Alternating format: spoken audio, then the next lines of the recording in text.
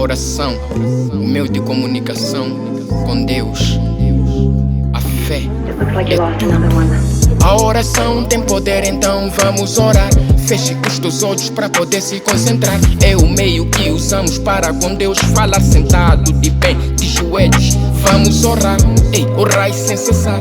Fale com Deus e diga tudo o que sentes. Concentra tua mente e fale bem ciente. Seja verdadeiro e sincero no que falas. Ele ouve cada uma das tuas palavras. Abra o teu coração, não tenha medo não. Assim como falas com teu amigo, fala com Deus então. Não tenha medo não, fala com Deus então.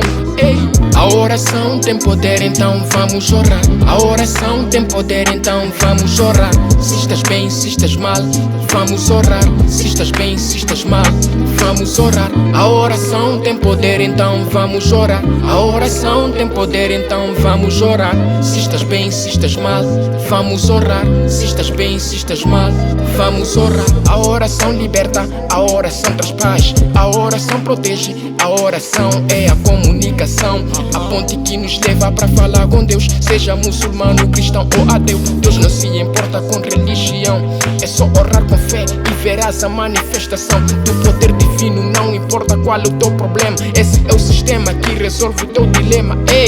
Deus está por perto, te ama por completo, te mostra o afeto, isso é mais que certo. Então faça uma oração de todo o coração, em espírito, em verdade, então a oração tem poder, então vamos orar. A oração tem poder, então vamos orar. Se estás bem, se estás mal, vamos orar. Se estás bem, se estás mal, vamos orar. A oração tem poder, então vamos orar. A oração tem poder, então vamos orar. Se estás bem, se estás mal, vamos orar. Se estás bem, se estás mal, vamos orar. A oração tem poder, então vamos orar. A oração tem poder, então vamos orar. Se estás bem, se estás mal, vamos orar. Se estás bem, se estás mal, vamos orar. A oração tem poder, então vamos orar. A oração tem poder, então vamos orar. Se estás bem, se estás mal, vamos orar. Se estás bem, se estás mal, vamos orar.